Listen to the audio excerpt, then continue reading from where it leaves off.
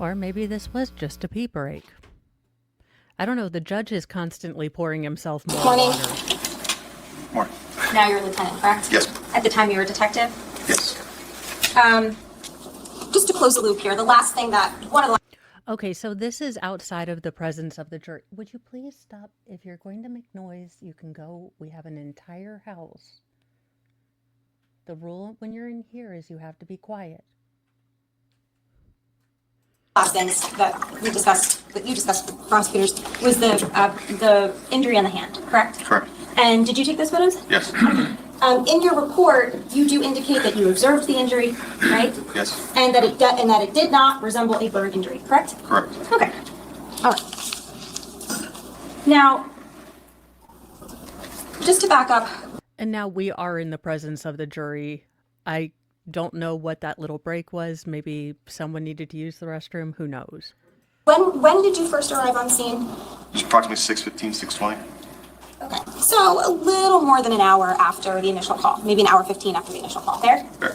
Okay. And by the time you got there, there were multiple officers on scene. Yes. And obviously first responders and the fire personnel and all of those people. Yes. You also indicated that Fire Marshal Flanagan was on scene. Yes. Okay. And that when you first got there, you spoke to Sergeant Malone. Yes. And you had conversations with him and Officer Redman. And the purpose of the conversation was that they were essentially debriefing you on what they had discovered so far. Correct. And the things that they had discovered, we've heard many times, but just to recap, the area, we're going to focus mostly on the area of the garage, right? Okay. So they told you about the small fire area by the garage and the gas can, correct? Yes. And they told you about the burn marks on the car. Yes. And they showed them to you. And also, there, like you said, there was like a char pile or something near Correct. on the ground. And when you observed those things, like all of the other officers, your suspicions were raised, right? Yes. And Sergeant Malone had also created like a parameter with the crime scene tape to kind of make sure that the area was secured. Yeah, it was very close to similar to a parameter, but not the exact thing. Stop using the word like if you're not trying to indicate similar to, but not exactly like, but not, you know.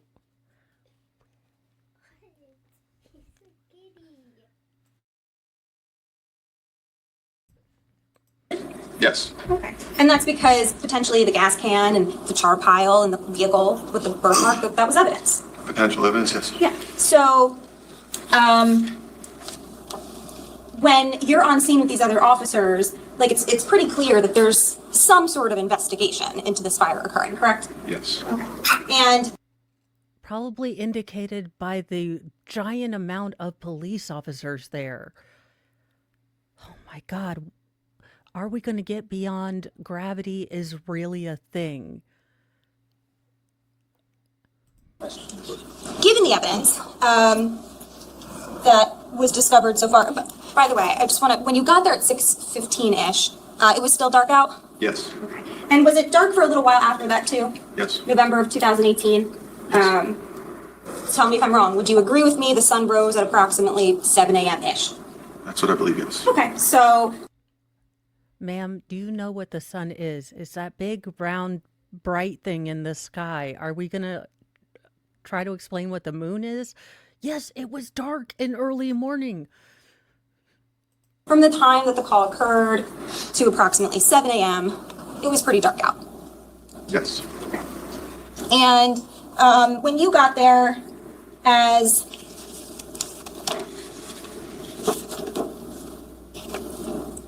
you also mentioned, because we've heard that the Oakhurst Fire Department was there, Wanamasa, but you also mentioned Neptune as well. There was someone from Neptune.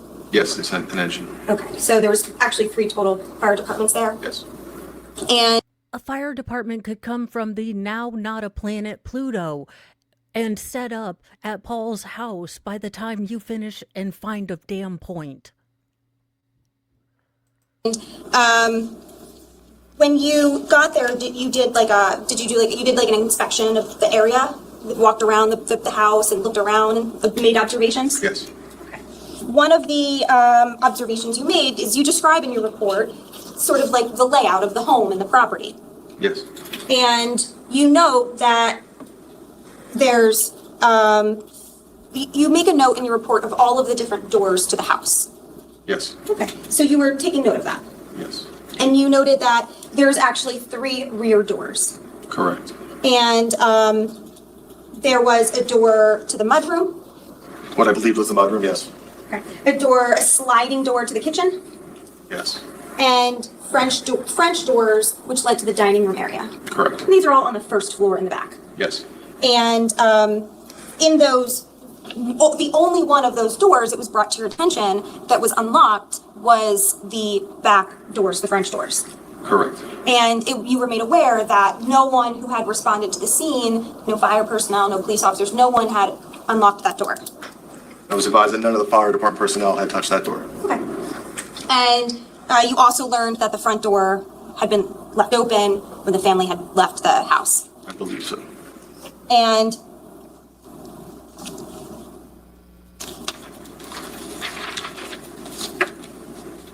you mentioned that in addition to what you noticed by the garage area, you also saw you were shown were you shown where the footprint would have been that they tried to save? Near the shed, yes. Okay. And so there was a footprint near the shed that was originally wet and they tried to cover it? Yes. Okay. And then when they lifted up the bucket that they put on top of it, it was gone. It had dried. It had dried. It was a miracle. We'd learned about the miracle of evaporation. Oh my goodness.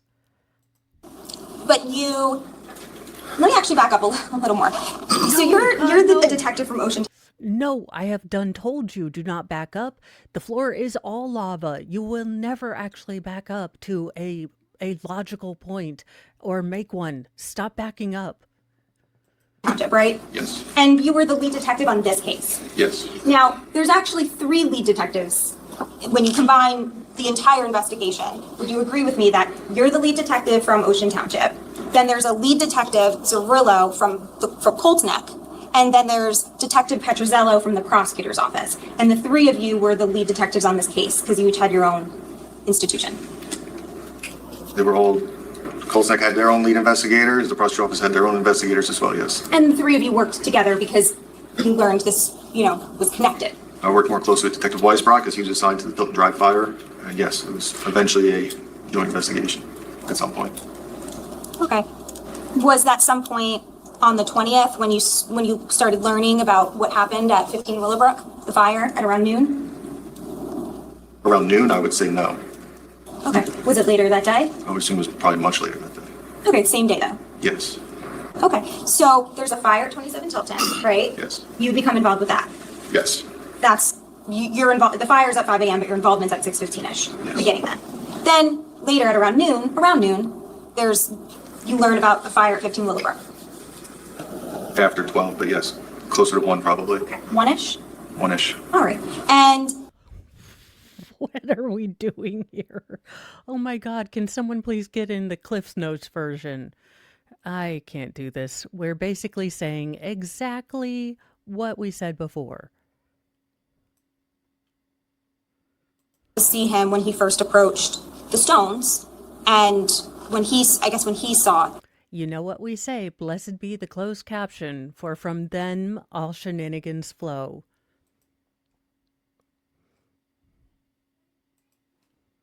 The burn mark, correct? I believe it was Officer Redmond that was at the shed. And I do not recall if the wet footprint is visible on a body-worn camera or not.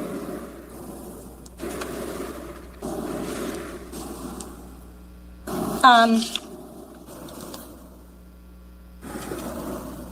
we?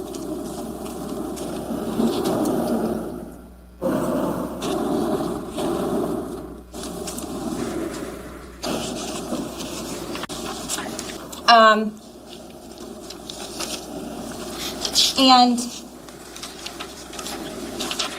ultimately, though, we did not have an opportunity to measure that footprint or anything like that. I did not know. And we don't have any photographs of it. I was not able to take one. And you mentioned that you at some point saw the girls leave, Marissa and Katie. I didn't physically witness them drive away, but yes, they had left and came back. You had knowledge that they left They and left. came They back. told me they wanted to get some breakfast. And you said you didn't know with whom. No.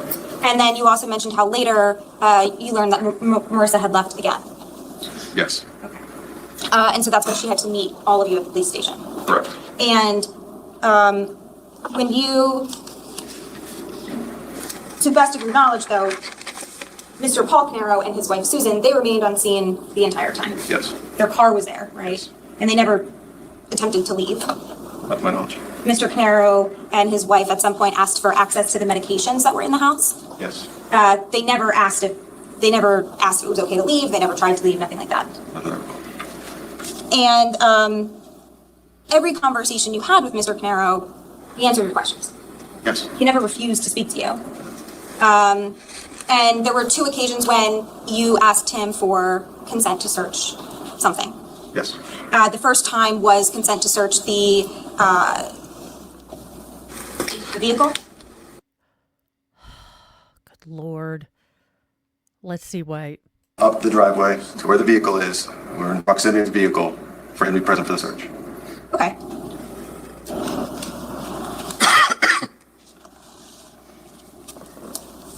So, Granny Smith, it appears, according to this witness, the family was told they were in the lobby. They'd kind of gotten done with their questioning about their personal home fire. When they got the news that another Canaro family house was on fire and there was a homicide with that. So they kind of took them into protective custody, but let them keep their cell phones. And they did let them know about the fire, but not so much the homicide. Because they were able to keep access of their cell phone, they learned through the media that there had been at first 1 body and then 4 bodies found at Keith's house.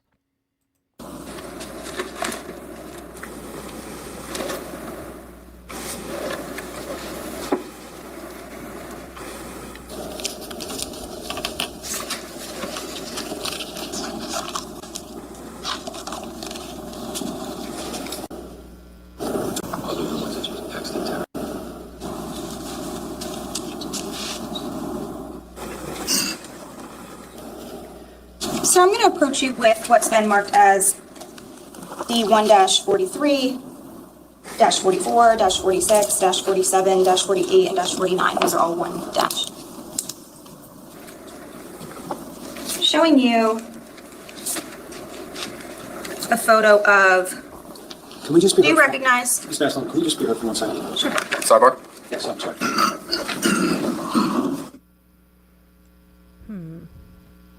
Paul, no one cares if you can hear. I do love that your defense counsel dressed you up as the human turd you are. It's not so much cosplay as method acting. So I'm going to move on to another topic for now, and we'll come back to that later.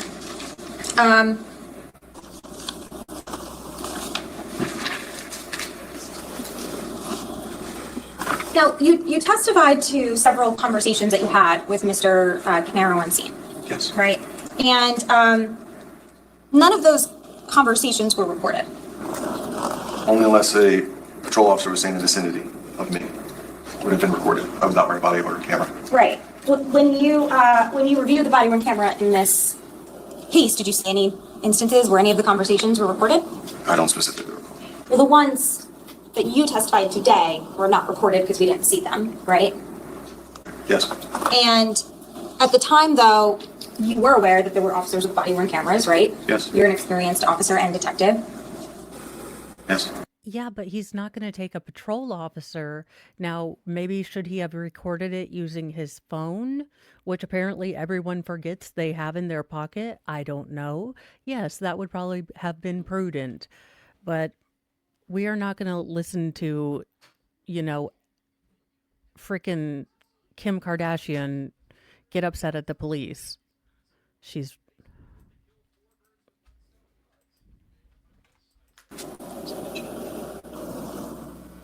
That's in mind. Okay. So those are the 3 houses that you were able to obtain surveillance video from. Correct. And Sure, yes. We could print this as D1-100. Do we have a point one already, Anna? Yes. I think we do. We'll just confirm the point, whatever it is, and we'll make sure that it gets labeled that way. We'll confirm it. I think it could be point three, but I'm not sure. And now next I'm going to show you what's been marked as D-1-101. Oh, there's an undo button at the bottom. You can press it and hold it down. On the bottom? All right. It seems like we're... Video surveillance from the rest of Tilton Drive. Okay. And as a result, in this case, we do not know what, if anything, occurred on this entire area of Tilton Drive intersecting with Green Grove. Objection. Sustained, based on that question. He's answered you that they looked at everywhere else. In the beginning, they couldn't find anything else. They only found it on the one side. He's saying they never went back at any other time. Am I incorrect with what I just said? No, sir. Okay. Okay. If you have a different question, go ahead, but he doesn't know anything else. That's what he said. Right. We love this judge. And we salute you for stopping this insanity, because even though we sped through it and fast forward, it doesn't mean that this witness got to. Sir, go home and have an entire thing of Jack Daniels on me. So I was saying, just to be clear, that we don't have any video. As a result, there's no video that we have in this case file from this side. Not to my knowledge, no. And are you familiar with this area? Yes. So you can't see it fully on the map here, but there's like a shopping center. Isn't there? Close by with businesses? Yes. Did you ever send any officers to the businesses to see if maybe they had a camera angle of that intersection? Which intersection are you referring to? The intersection of 27 Tilton and Green Grove here. That plaza would not capture that intersection. How do you know that? I'm a police officer in Ocean Township. These addresses are in Ocean Township. I know where the streets are, and the entrance is to Tinton Falls Plaza So, in relation to Tilton Drive. okay, so you're saying, It's too far. Doesn't Sorry? capture. It's too far. It doesn't capture the intersection. okay, Yes, tell her. Smack Kim Kardashian in the brain with facts. Make her brain grow a wrinkle.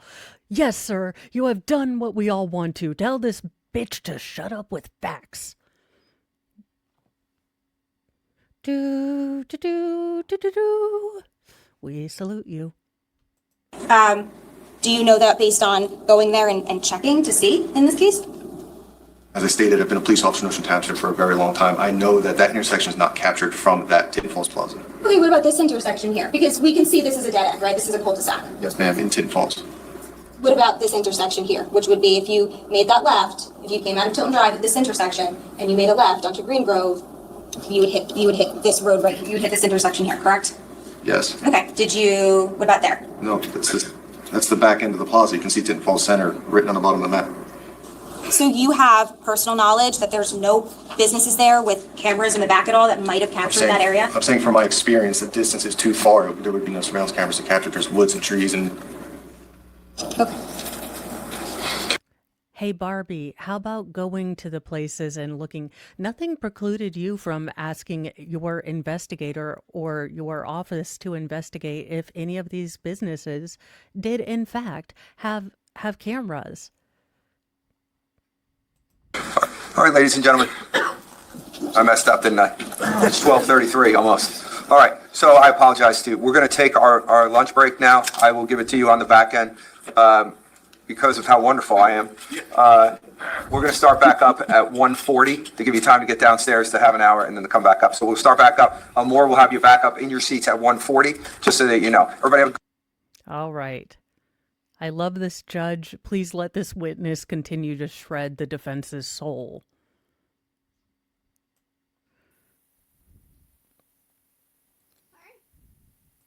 Is it actually Kim Kardashian or just saying the person's like? No, it's not actually Kim Kardashian.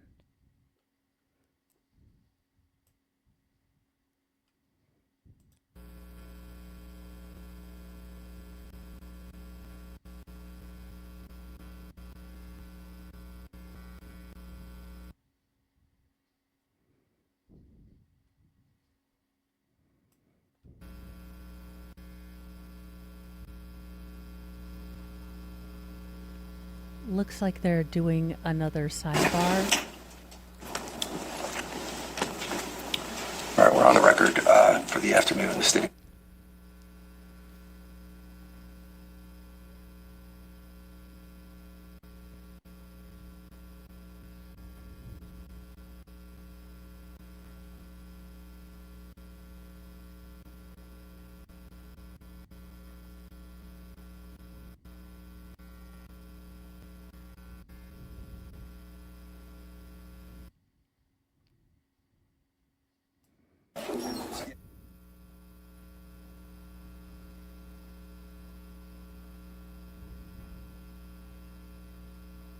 Now, I will say he's lost some weight in prison, which is not normal.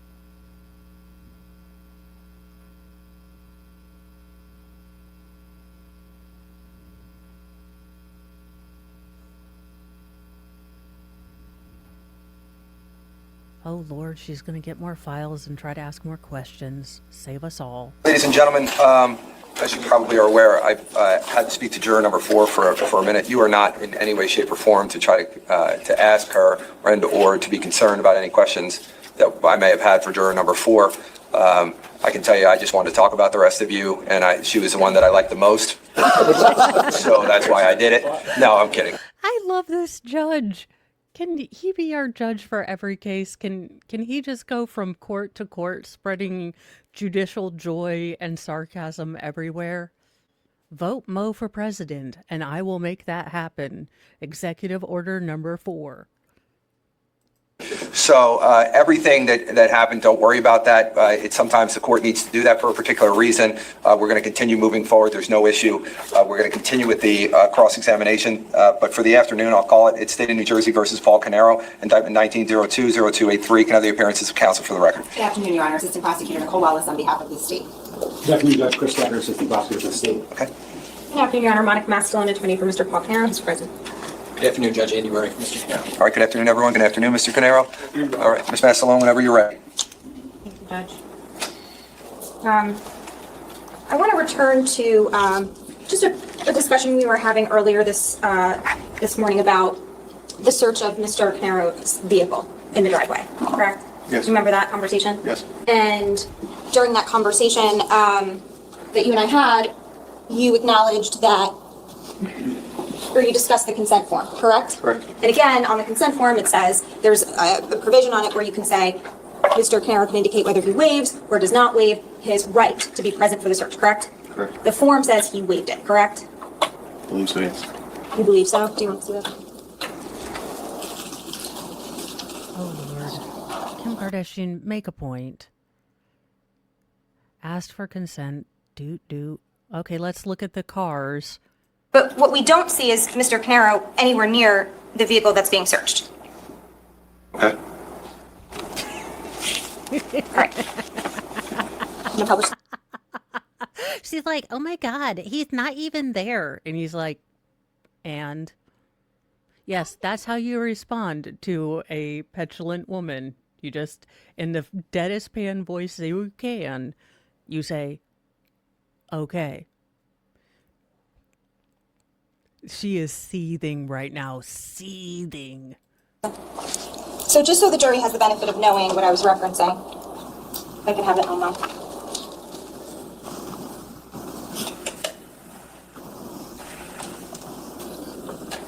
So, officer, this is D1-43. I showed you this photograph and you acknowledged that this is a photograph. Everybody hurts. If I wouldn't get copyright struck, I would take every witness on cross from the defense and put REM behind it. Everybody hurts. Just with these dead ass stares and trying to pretend they're anywhere but here. Of the search, we can see that the hood to the vehicle of the McCann is up, correct? Correct.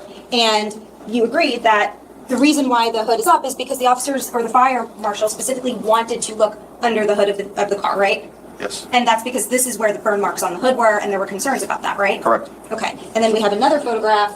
This is D1-44, and this is, again, just another photo of the search. It's a very similar photo, correct? Yes. And then I'm going to show 1-45.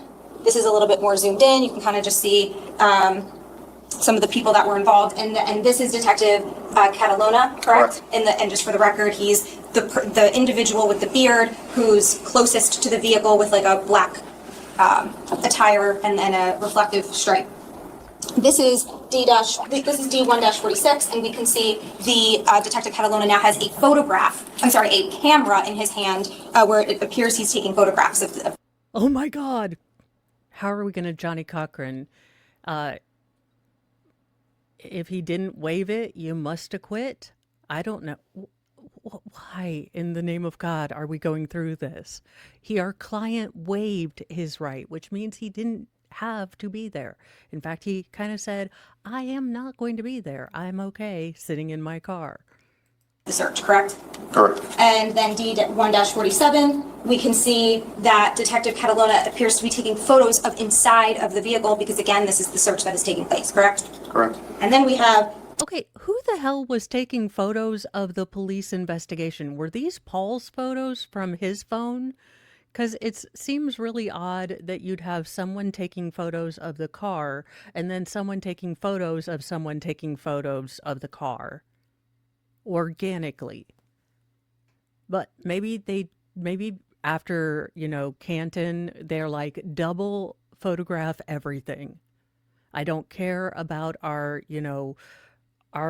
digital printing bill at Walmart. Print everything. D1-49, and this is the entire driveway area where we can see the taped off crime scene area, correct? Yes. And we can see the same, they're far away, but we can see the same individuals in the photo, correct? It appears so. And we see the Jeep in the driveway, right? Yes. And what we don't see is anywhere 10 to 15 feet away, Mr. Canaro in the driveway observing the search, correct? Not the same shot. Don't care. Really, completely and utterly do not care, which is a bad attitude. The state, I'm just gonna show a 1-minute clip of some body-worn camera footage that this witness has indicated he's reviewed. Okay, just tell us what the exhibit number is, if you don't mind. Sorry, Judge. I believe it's 106. S or D? D106. D106, Yeah, okay. body worn camera of Officer Redmond, ending 3926.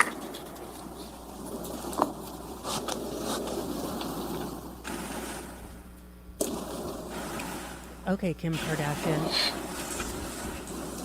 Also, how did James Gunn's brother take a break from, starring in every single one of James Gunn's movies to be a police chief or a patrol officer? Okay. The audio's off. Okay. I'm just going to show the video for you to view. Okay. In the upper left corner. Do you recognize that as the shed? Yes. You said you could have a problem. Oh, maybe. Oh, you have to mute it. It's not muted.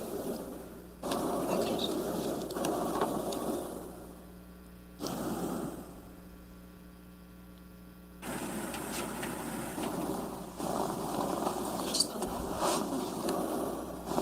Just a few seconds.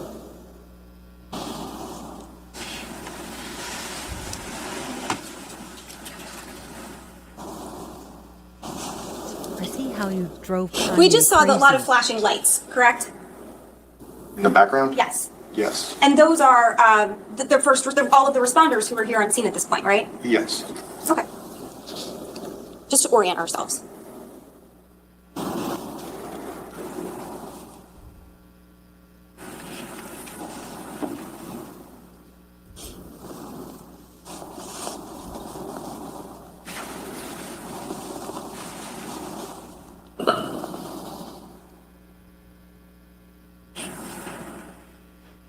This is real riveting, defense.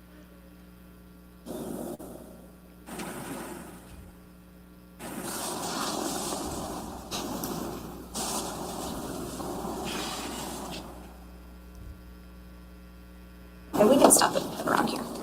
Thank you. So this was the video of Officer Redmond near the shed, correct? Yes. And what we can't see from the video, we see him shining his flashlight at the stones, correct? Yes. Where we later learned there was a footprint, right? But we can't see the actual footprint. Scrub, scrub, scrub. Did we take note of where the outlets were? Information. Right? You viewed it later, yes. And didn't you want to know as soon as possible that, like, who could have set this fire since it was already a crime scene and you wanted to know, like, maybe who did it? Is she getting upset that they didn't try to watch the DVD or the DVR in the house that had power cut off to it because it had in fact been on what we like to call fire? What's the word? It burns. Holy crap, I learned this in The Little Effin' Mermaid. Jiminy Christmas, this woman. Decided to view it off the DVR. Okay.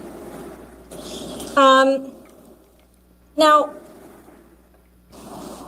you were there when Detective Catalona from the prosecutor's office, forensics, was processing the scene? Yes. Do you recall whether that French door that was unlocked, whether that door was processed? I do not recall that, no. Okay, you don't know if that was like... I didn't necessarily follow him around, so I don't know. Being the lead detective on the case, do you now have any knowledge of... No, because he wasn't responsible for the deep crime scene investigation. Now, I've seen lawyers from the defense do this a lot where they will infer, like, because you're the lead, not understanding that there might be organizational division and that while he might have contributed to this, it's not always like Criminal Minds where we have, every single, organization in the room and they're all chit-chatting. No. that or no? Not that I can recall. Would that have...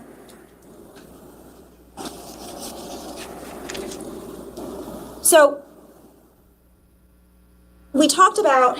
So other things you did on scene.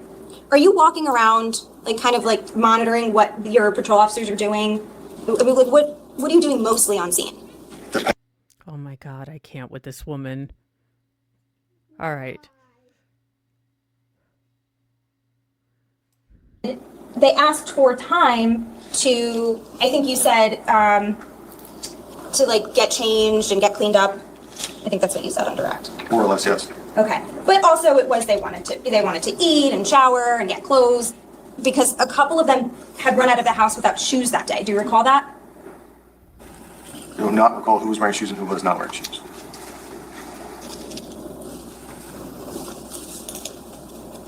Oh God, no, we are not going. Please, judge, make it freaking stop. Initially, Mr. Canaro, to your knowledge, had no shoes, but ultimately neighbors were trying to give clothes, right? And shoes to assist.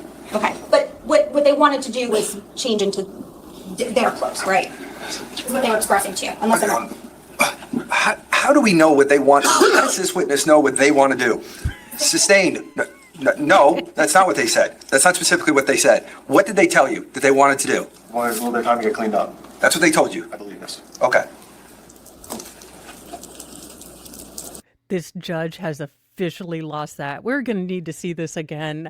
I need some righteous judge fury for stupidity because this woman has been working this judge's last nerve. He done ran him out of the last little bit of Jesus he was holding on to. And, I've told my children, I'm like, when I tell you that you're working my last nerve, that is a warning for you to maybe think about your behavior because you're not going to like the mommy that shows up after the warning. How does this witness know what they want to do? Sustained. No, that's not what they said. That's not specifically what they said. What did they tell you that they wanted to do? Wanted a little bit of time to get cleaned up. That's what they told you. I believe this. Okay. Just asking you not to put words into the detective's mouth. Judge, can we approach? No, not right now. Keep going.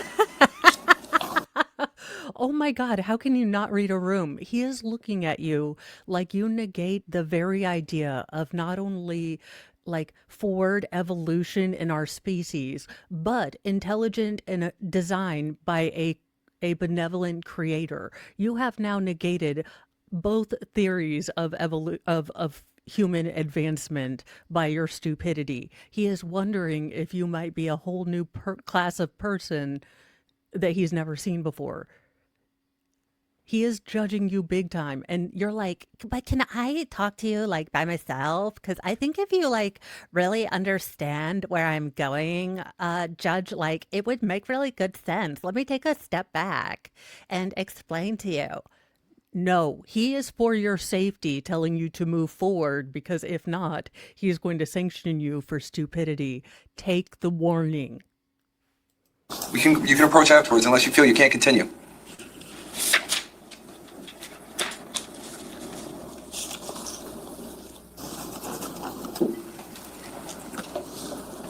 I just need a moment. Take a I'm not a bodyologist, but that slow drink is again one. Imagine, if you will, you're in a Charles Bronson Death Wish movie and you see him pull out his Webley. It's like one of those moments, or it's like, Dirty Harry asking if you feel lucky. These are not questions to which you need to answer because no answer is required. You do not feel lucky, you are not lucky, and don't test this judge. What time do you need?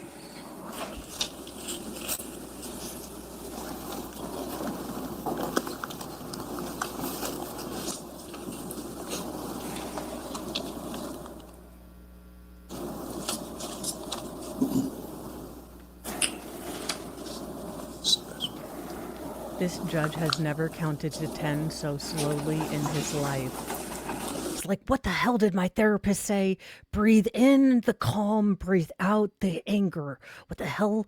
Yeah, I'm supposed to count too. Damn it. 1, this lawyer is stupid. 2, this lawyer is stupid. This poor judge. He needs like a full vacation after this. So I'm going to approach you with your report again, okay? Yes. And I'm going to take you to page 43 of 72.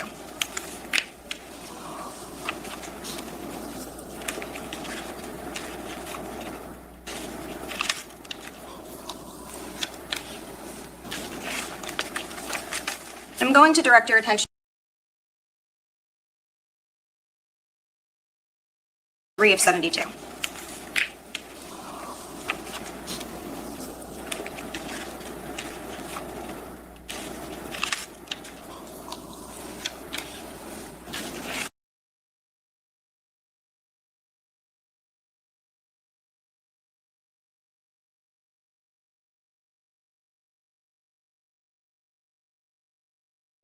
I can hear Arnold Schwarzenegger in my head. It's not a tumor. It's a headache. It's not a tumor. It's not a tumor. Okay, how do you laugh all the time? Because I crack myself up. You have to find yourself hilarious. And then everything's hilarious. I can't find myself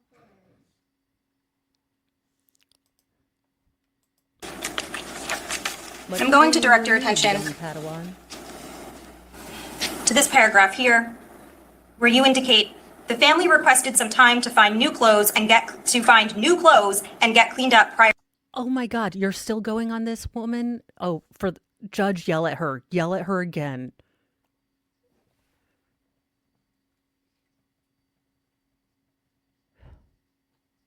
Oh, he called her up to sidebar.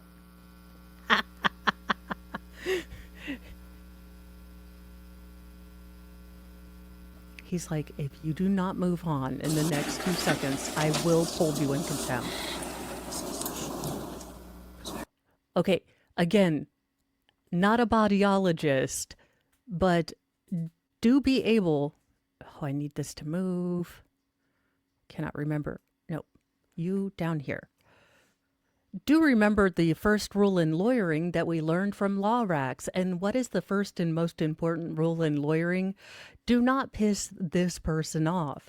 This person is kind of like the God of the courtroom, and you don't want to make God angry, for he will smite you. This is a God of the Old Testament, not the new one that loves you and forgives you. This is the old one that will turn you into a pillar of salt or, plagues. You're saying the Old Testament God was more mad than the New Testament? The Caneros wanted time before they went to the police station, correct? Yes. And what was your response to them? I advised them that I would like them to come to the police station as quick as possible. And did you also say that the reason why you wanted them to go as quick as possible is because as time goes on, their memory of events will not be as accurate? Correct. Okay. So you were concerned that if they took a little bit of time to get new clothes or cleaned up, that would affect their ability to somehow relate to you what had happened. Yes, yes, you can barely remember your own name, I think. So questioning whether, oh, good God.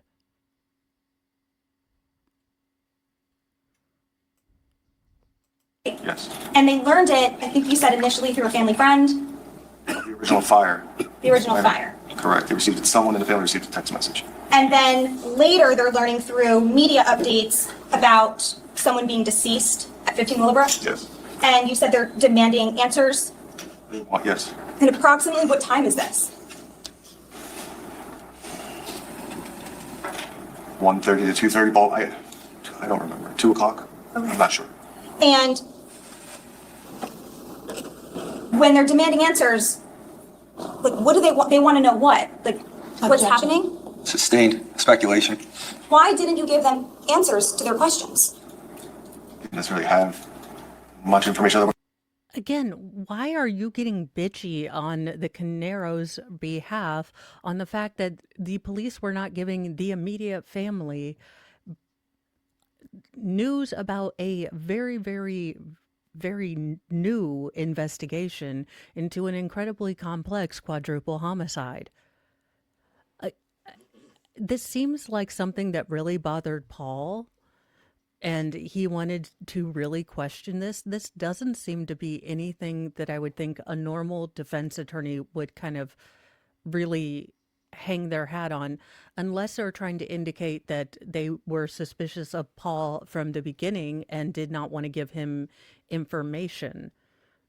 But she is not doing it in a way that leads me. Again, if I have to guess why you're asking a question, what motivates you to ask this question, if I have to put this much thought into it, then the jury is having to do that too.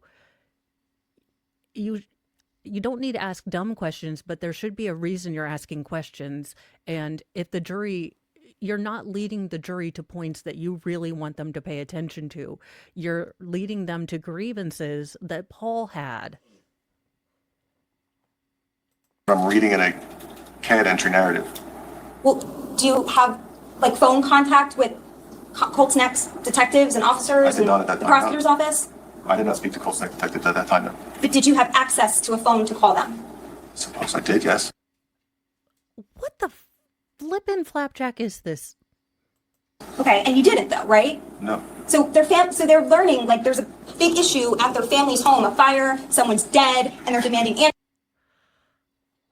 What is this questioning? Again, this is, I'm sorry that the police didn't have time to provide emotional support to this family because they were busy working out who tried to set fire to the Canero's house. And oh, there's another Canero house that seems to be on fire. So I think they were just a tiny bit busy, ma'am. So they couldn't be like the emotional support animals for the Canero family. Much condolences. Like, what an entitled attitude.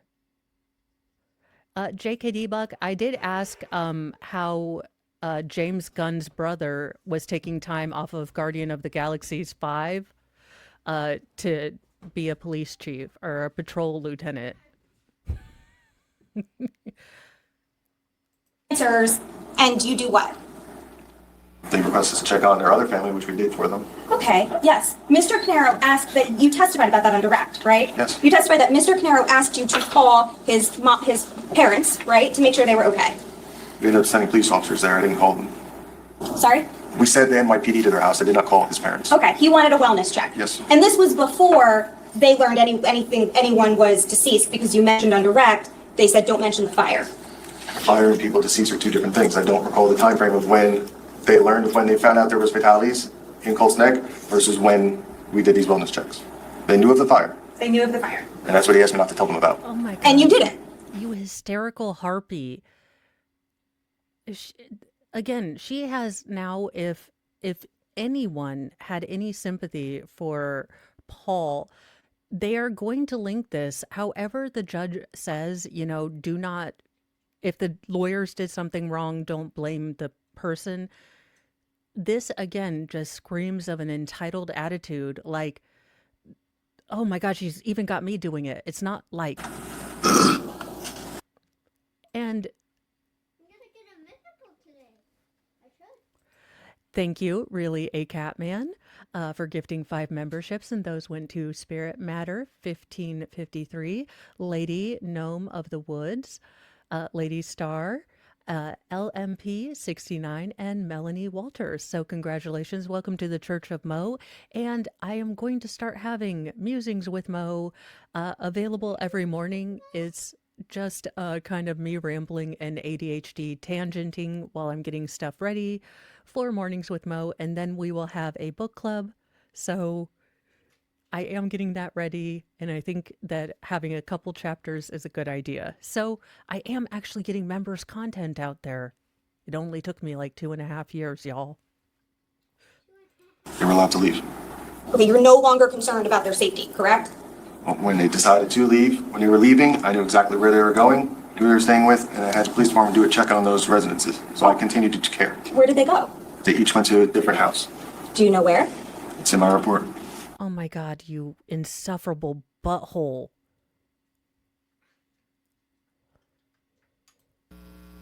Oh my God, the judge is losing his mind. The judge is like, I swear to God. That evil voice, that quiet clenched teeth, like, so no one in the restaurant knows that you are threatening your biological child within an inch of their very being. Like, if you don't act right, we are leaving and you will be in the car with me. And usually the children do straighten up because they realize, holy crap, if I leave this restaurant, I'm alone with my mother. So, the question that was asked of this witness was something to the effect of, again, I'm summarizing, whether this detective... No, this is a bit confusing. So there were 2 houses involved in with fires. The first one that this officer knew anything about, he was called to Paul's house. Around the time that they're finishing up the scene, or they have asked Paul and his family to go to the police station because they have some questions and they want to look at the security footage at the police station from their DVR. About the time that they're getting there and getting all settled, this particular witness hears on the radio that there is another fire, since they're all kind of on the same radio channel. So he pulls up the information and realizes that it's another Canaro in a house on fire with a homicide, since Keith was found outside. So there are 2 houses. We're kind of at the point in the timeline where the police realized that this might be bigger than, 2 single house fires, and these might be linked. So it is a bit confusing. Now, Lieutenant, leveraged the fact of getting a statement against or from the Canaro family members, the daughters and maybe the mother, I don't know, to get statements from them so that, and then they would be able to leave at some point, something to that effect. But leveraging information, so basically making an allegation against this detective that he did something improper. I then brought counsel to sidebar, and I asked about this and whether that there was anything that was provided, or whether there was a good faith basis to ask this question. And I was told by Ms. Massalone that there may be information, and yes, she does have a good faith basis from family members. Prosecutors indicated at that point in time that they were not in possession of any information as it relates to this at all. They've attempted to speak to the Canaros in the past. I'm talking about Susan and the kids, and they had been unable to do so for a period of time. I summarize this only because now I'm going to have an oral argument on the issue of the fact that no discovery was turned over about an allegation against this officer so that the state would have the opportunity to respond to it. I will start with the defense and ask your position, because you cited a case, and I want to give you the opportunity to lay that out on the record. I just want to do it outside the presence of the jury so we don't have anybody hearing anything, as to exactly your position as to why you do not feel that you had to turn this over at this point. I'm not saying never, but at this point. So go ahead. Sure, Judge. The case that I'm relying on is State versus Tier, which is, I don't have it in front of me. If the court wants to give me about 2 minutes, I can pull it up. Oh my God, why do you not have the case, you stupid booger monkey? Oh my gosh, you are as useful as tits on a bull. Like, what do you say you do here? You knew you were going to cite this case. You didn't have it pulled up? But TIER, and I believe it's like a 2016-ish case. And in that case, it was very similar. Ish? Have you ever, like, this is, she is speaking like I speak, and I speak like a YouTube commentator that doesn't, rely on my words to win cases. Oh, God. Well, in that case, the defense had indicated that it had certain witnesses that it intended to call. The state wanted a proffer or a report. The defense indicated there is no proffer, there is no report, nothing was memorialized, and I don't have to give you a proffer because I am entitled, meaning the defense, to a confidential Sixth Amendment investigation, and I'm entitled to have a defense that I don't have to hand over to the state. And in that case, I believe the trial court initially said, well, you have to turn over a proffer at least, and it went up on appeal. And I don't recall off the top of my head if it's an appellate division or Supreme Court, it might be Supreme Court, that said the trial court erred and the defense attorney did not have to provide a report, nor did the defense attorney have to provide a proffer. But upon request from the court, the defense attorney could have to tell the state whether or not their witnesses were fact witnesses or character witnesses. And that's the extent of which the court can control what information the defense turns over to the state. Now, I will also add that at this point in time, obviously no witnesses have been called yet. The state indicated that these witnesses were on their witness list. It was anticipated that they were going to call them.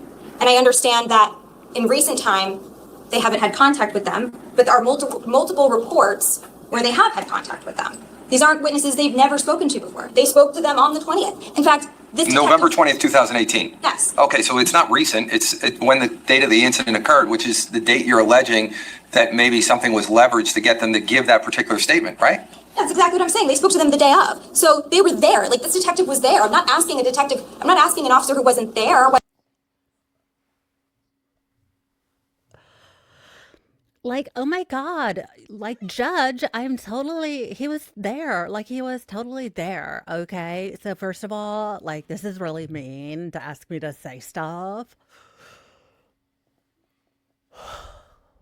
Whether this happened. You're about to accuse a lieutenant of whether he leveraged information. Well, you did basically by asking that question. You're saying that you have a good faith basis to ask the question, which I respect. You say you do. Again, I respect that also. But I need to read the... Judge, you are being way too kind. I respect none of her arguments and none of her good faith. She has not earned good faith assumption. Case that says that you have the ability to do that and that the state can be completely blinded by the fact that you even have any of this information. The state had no chance to respond to this information, to even know what was going on. It doesn't matter to me right now of whether Susan's going to be called or the kids are going to be called. The allegation right now deals with this witness and you having information that's in your possession. How long have you had it in your possession, just so that the record is clear? Judge, I don't... How long? I'm asking you, the court's asking you a question. How long have you had this in your possession, just so that I know? Oh, hell no. Did she just flash her eyes? We do not take disrespect for Judge Kent. No, we don't. I'm asking you, the court's asking you a question. How long have you had this in your possession, just so that I know? From approximately maybe 2 weeks. 2 weeks. Okay. All right. Here's what I'm going to do. Let me hear from the state. I mean, to be honest with you, Ms. Mastalone knows, and she's actually made attempts to serve as like an intermediary between the state and Ms. Canaro. We actually had an appointment to meet with Ms. Canaro on September 5th, 2018. That was the day, it was the day that they argued that Mr. Canaro should be released as a result of the appeal to the state. Oh, see, I love this. Imagine a lawyer who's able to make a competent argument without saying like, "Oh my God, like judge, like he's here, like we had to talk about it." I love seeing a competent attorney after a dumb one. Supreme Court. You're talking about 2025, not 2018. Sorry. So that date is September 12th, 2025. Ms. Wallace had actually spoken to Ms. Canaro. She was very nice, my understanding of the conversation. She agreed to meet with us. Then we had to be here in court. She came for the first time in 8 years to court and watched the arguments to have her husband released, and we had to cancel that appointment. Other attempts recently to try to meet with her and her daughters. We've had to go serve, the detectives had to go to her home to serve her because it's the only way we could make sure that they potentially, be aware of when, that they were under subpoena. They told us through Ms. Mastalone, well, actually, Ms. Canaro told Ms. Wallace that, she didn't want to meet, but she would get up on the stand and tell the truth. I mean, I got to be honest, I'd love the defense to call Ms. Canaro and the two daughters in their case, but obviously I don't control that fact. I'd love to cross-examine them about being leveraged. There were attorneys there that day on Mr. Canaro's behalf at the Ocean Township Police Department, too, in fact, one of which gave a statement in this case, which was sort of intimated when Lieutenant Brady was asked questions about Cap and Harrington. There's also another statement. We haven't chose to use that witness because I would imagine they're going to argue it's attorney-client privilege, but that's neither here nor there. I haven't really reviewed this case. I see it was a matter, I believe Ms. Mastalone worked for the law firm that handled it at the time, I believe, I could be wrong. So obviously we're not necessarily aware off the top of our heads about this case law. My understanding is that like if they were to document something based upon a conversation with Mrs. Canaro and or the daughters, that, the law, the discovery rules, I would think, courtesy would dictate that would be provided to the state. I mean, that's just my baseline 22 years of practicing law understanding. But again, I'd have to look further. I mean, I would welcome the opportunity to cross-examine all three of them about this information, but I'm going to take a break. I hear you. I'm going to take a break. I'm going to read this case. I'll take a look at it. I am not familiar with it, so I'm going to go read it, and then I'm going to come back and render a decision about my findings as to this discovery issue. Can you just tell the jurors more that it's going to be? Please rip them a new one, Judge. We've been waiting so long for you to yell at them. Please make her cry. No, actually, please make her cry and question her life choices. Maybe she'll go to bed and come back a better attorney. Not all criticism is bad if you take genuine good criticism and work on yourself.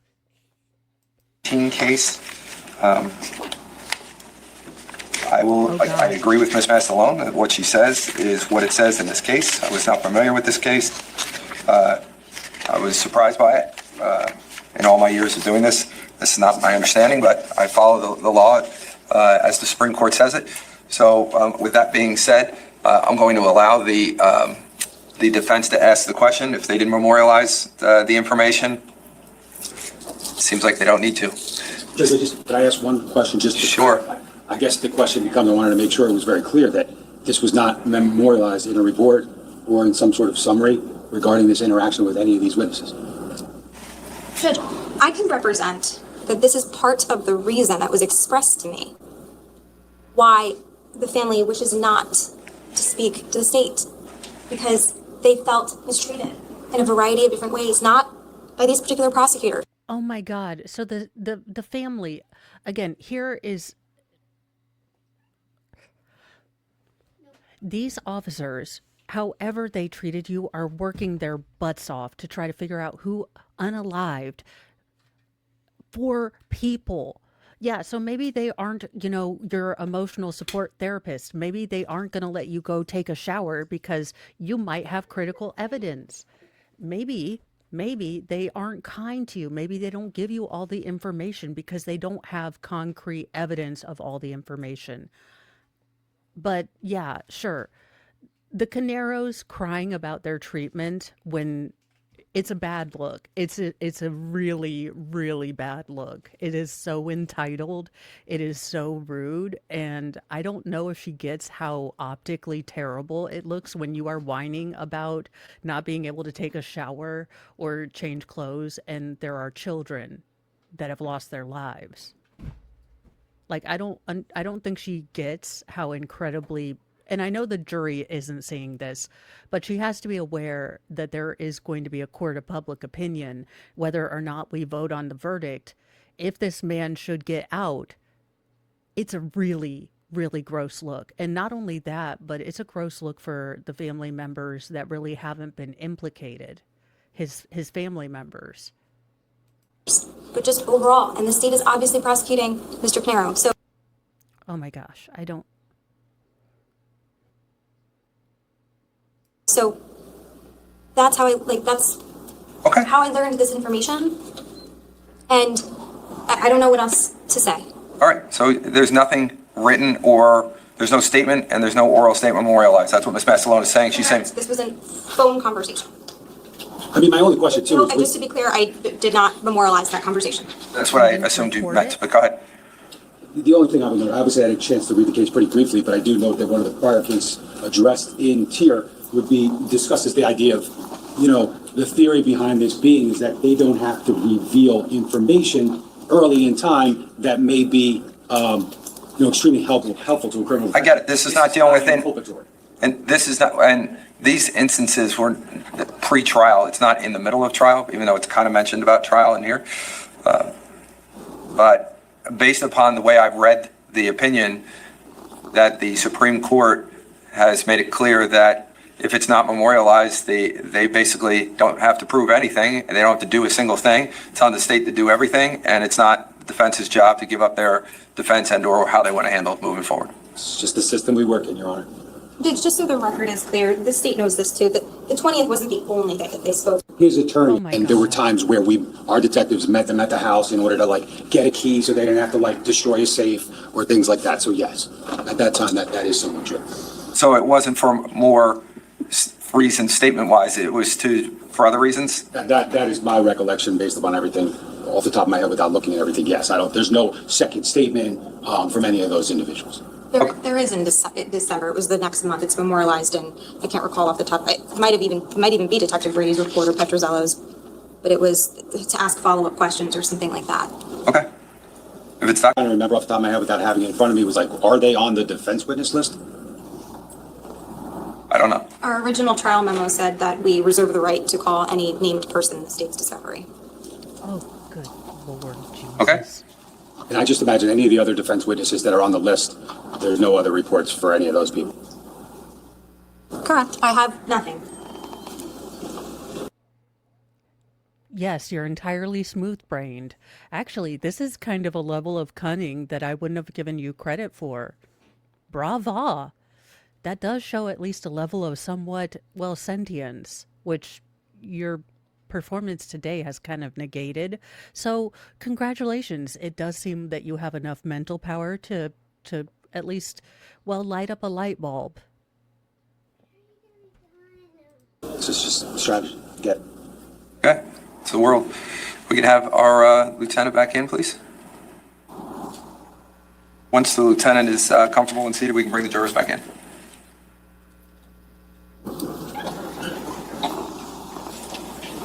Now, with all of those admissions and what the defense is alleging that the police tried to leverage or scare or coerce the Canaro family into statements, I would not be shocked if we don't get his wife, his daughters on the stand for the state. Possibly. They might have wanted to avoid that. They might have wanted to have kept the rest of the tangential family and not Paul out of this.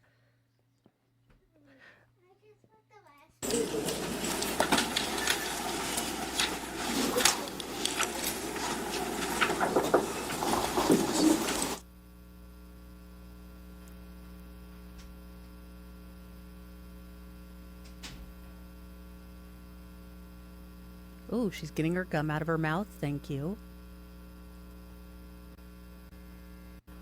This was one of those times I had to address it right now. So I apologize for the delay in leaving you in there. I wish there was windows in there, but there's not. We got some nice pictures up there. If you a little bit about the county, if you want to take a look. But otherwise, I apologize to you for the delay in keeping you in there. But we are now ready to go. the issue has been dealt with, and now we'll proceed. So Ms. Mastalone is going to re-ask the question that she was asking before. Go ahead. Sir, the question was simply this. At the time that, so you're at the police station, Ocean Township Police Department with the Canaro family, correct? On November afternoon? On November Yes. 20th of 2019, right? Yes. From approximately 1 o'clock up to 11 o'clock PM, correct? Yes. Or maybe it was noon, it was actually noon, so we're talking like 12 hours or so. And during that time, we know that the family eventually learned through the media that their family members from 15 Willowbrook, at least some of them were deceased, correct? We believe that we knew that there was fatalities, and it was at the house. I don't recall what time we received positive identifications of anyone. Okay. And at some point, despite them having learned something was happening with their family, you still wanted to take statements from them at the police department, correct? Yes. And at any point, are you aware, not saying you personally, are you aware of any officers at that time who were leveraging information about what was going on with the family as a mechanism to get statements from them? I'm not. You're not aware. I'm not aware. And